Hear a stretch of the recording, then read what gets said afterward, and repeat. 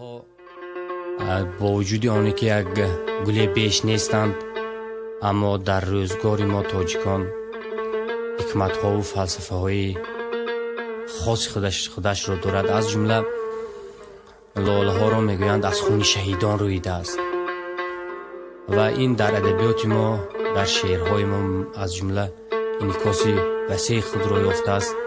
اما من به لاله ها یک نوع نظر دیگر دوختم و یک سلسله شعرها بخشیدم با عنوان لاله ها و حالا دو پاره‌اش را اینجا قرائت میکنم.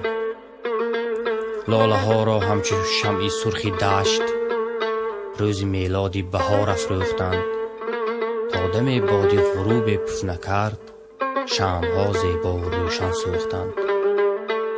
لاله ها بالای دیوار پدر پرفشان چون روی مال خواهرم، این که شاید نیست روی مال سری می نماید تاج مرغی مادرم.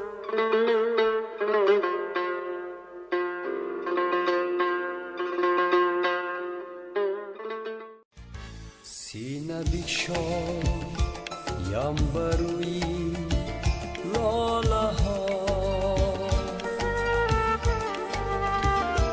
در دلم چون شعله خاموشت کنم،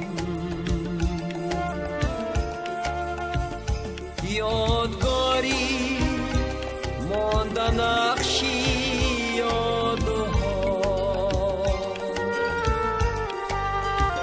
خواستم اکنون فراموشت کنم،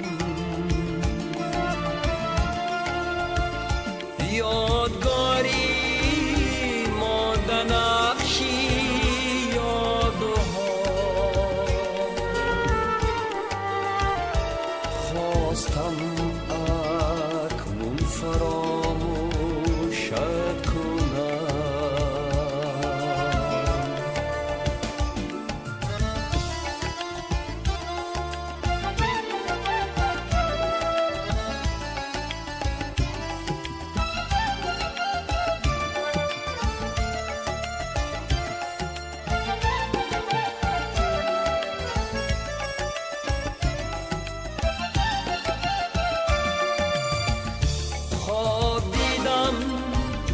شب خوابم آمدی، دستی من بی ریفتی و آبی شدم، هر دو بین شست طلبی دریا خموش، عاشقی شب پای مهتابی شده،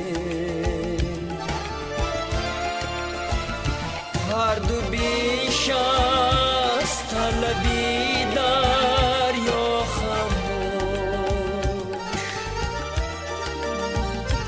عاشقی شب پای مهتابی شده.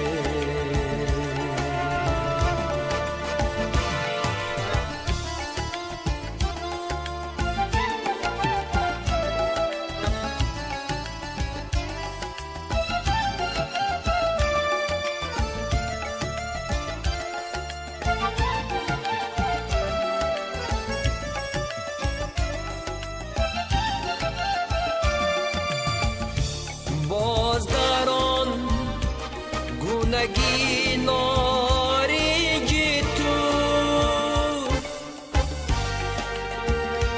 نقش بسته بوسه لبهای من،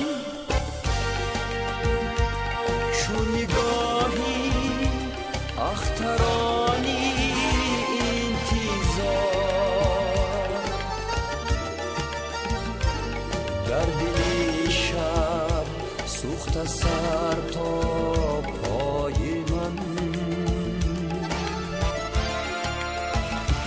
چون نگاهی اخترانی انتظار،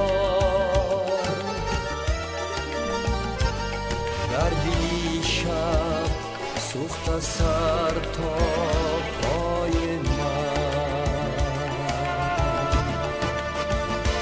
در دلی شب سوخت سر تا پای